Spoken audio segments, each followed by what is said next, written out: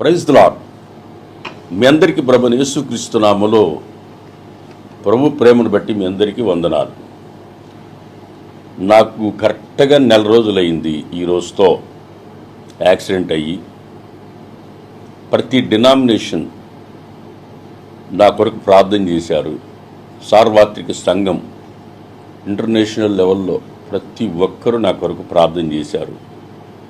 మరి ముఖ్యంగా ఓసర్నా మినిస్ట్రీ సేవకులు, విశ్వాసులు ప్రతి ఒక్కరూ నా కొరకు ప్రార్థన చేశారు. ఆ ప్రార్థన ఫలితం ఈరోజు నన్ను సజీవ లెక్కలో ఉంచి దేవుడు నన్ను మీ మధ్యలో సాక్షిగా నిలిపాడు. ఇంకొక 10 రోజులు అయితే మీ మధ్యలోకి నేను ఫీల్డ్లోకి వస్తాను.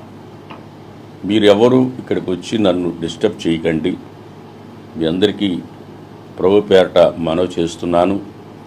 నా కొరకు ప్రార్థన చేసిన ప్రతి ఒక్కరికి పేరు పేరున మీ అందరికీ కృతజ్ఞతలు తెలియజేస్తున్నాను. నాకు ఆరోగ్యం బాగుంది, ప్రస్తుతానికి కుదుట పడతా ఉంది.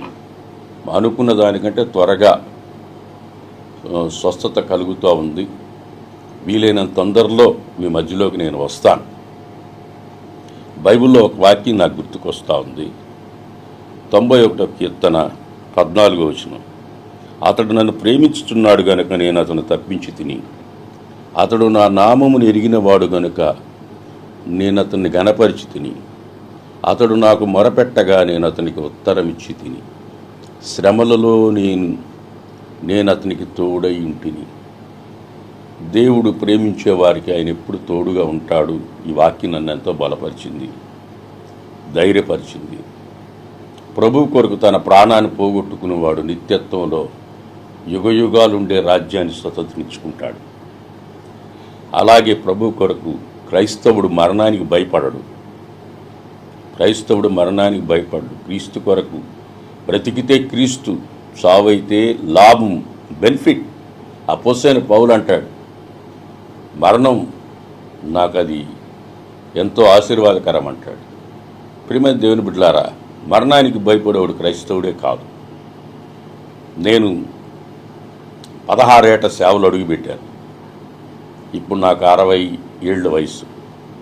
ఈ 60 ఏళ్ల వయసులో పరిగెత్తి సేవ చేశా, నడిచి సేవ చేశా, అనేక ప్రాంతాలకు వెళ్ళి సేవ చేశా. వెళ్ళమన్న దగ్గరికి దైవ సేవకులకు వెళ్ళా, ప్రతి దగ్గరకు పోయి సేవ చేసి వచ్చా. ఇప్పుడు నాకు ఒక కాలు తీయాల్సి వచ్చింది, రైట్ లెగ్ తీయాల్సి వచ్చింది. ఇప్పుడు వరకు పరిగెత్తా. ఇక మీదట యేసయ్యే నన్ను ఎత్తుకొని నడిపిస్తాడు. ఇప్పటి వరకు నేను పరిగెత్తా, ఇక మీదట యేసయ్యే నన్ను నడిపిస్తాడన్న ధైర్యం నాకుంది. ఆయన ఎత్తుకొని నడిపిస్తాడు. కడశ్వాస వరకు యేసన్న గారు చెప్పారు, పిడికిడితో అన్నం తినే శక్తి ఉన్నంత వరకు సేవ చేస్తానన్నాడు. నేను చెప్తున్నాను వినండి, నా శ్వాస ఉన్నంతకాలం దేవుని సేవే. నన్ను మా అమ్మ తల్లి గర్భంలో పడక మునిపే నన్ను ప్రభుకి ప్రతిష్ఠించింది. 1964లో ప్రభుకి పుట్టిన బిడ్డను ఇచ్చుకుంటే ఇస్తానని మాట ఇచ్చింది. 66లో నేను పుట్టా. నన్ను మా అమ్మ ప్రభుకి ఇచ్చేసింది. ఆ రోజు నుంచి ఈ రోజు వరకు సేవా యాగంలో చిన్నప్పటి నుంచి నేను పరిగెత్తుతూనే ఉన్నాను. యేసన్న గారి సేవకి వెళ్ళేటప్పుడు నాకు రెండు యేసన్న గారి సేవకి వెళ్ళిపోయారు. మెడ్రాస్కి వెళ్తే యేసన్న గారు నాకు పేరు పెట్టారు. మేరక్క గారు నేను 2 సంవత్సరాలు ఉన్నప్పుడు సేవకి వెళ్ళేటప్పుడు నాకు తెల్ల బట్టలు కుట్టించి, నువ్వు కూడా సేవకు రారా అని ఆమె వెళ్ళిపోయింది. నేను ఈరోజు వరకు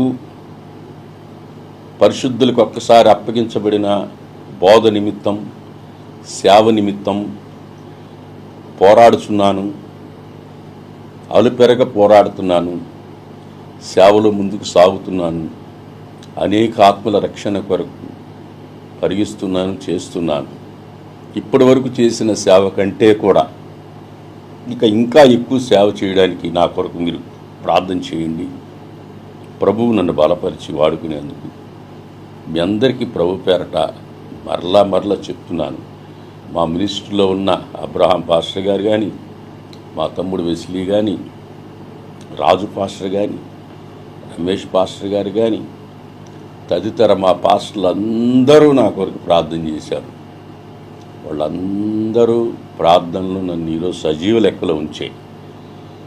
నేను నా బ్రతికినంత కాలం ప్రభు సేవలోనే ప్రాణార్పణగా పోయబడి సజీవ యాగ సేవలో ముందుకు సాగాలని నేను నిర్ణయించుకున్నా. జీవించుచున్నది నేను కాదు,